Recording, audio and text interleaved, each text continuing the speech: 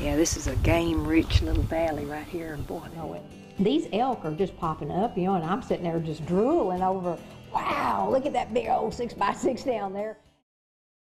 Herd of elk, you know we've located 6 bulls, about 30 cows, and 2 of those bulls are very nice, 4 of them probably shooters.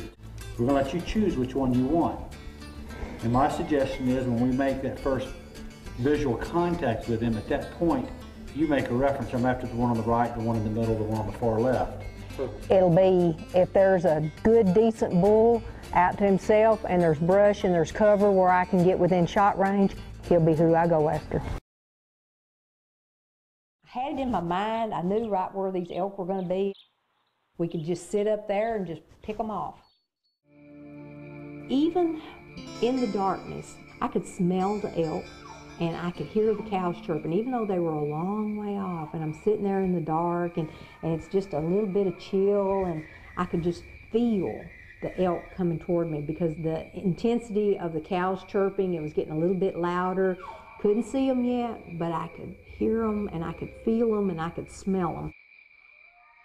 As it began to get a little bit lighter, I heard a bull just crank down, and he was giving all he had into his bugling.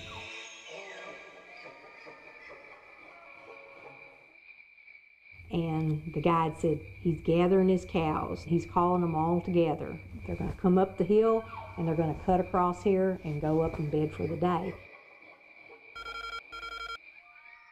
Elk came from everywhere. They started streaming out, maybe an old lead cow and calves and spiked bulls, raghorns, and everybody was talking. It was one of the most noisiest animal encounters I've ever seen. By then, there's several bulls bugling.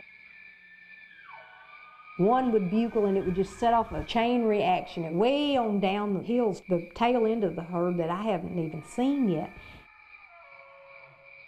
As they come filing out, I'm looking through the scope and I'm thinking, this is a lot of elk. How in the world would you ever shoot one of them? Because we had all these elk and they were all gathered together. No way could you shoot in amongst that herd without having fear of if you shot through one, you might hit 3 as dense as this herd of elk was. It was hypnotizing. Let me tell you, it was one of the most awesome sights that I've ever seen in the wild.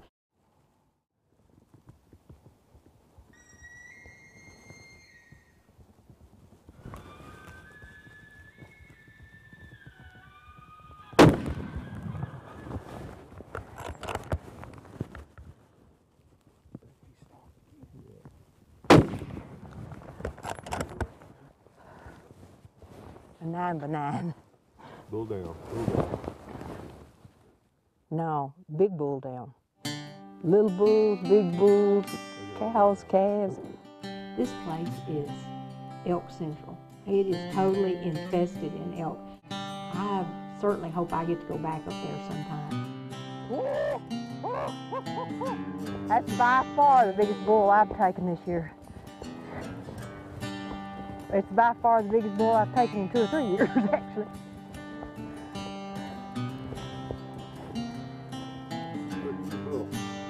I'm looking, ain't he pretty? One of the most impressive things about this elk was the mass.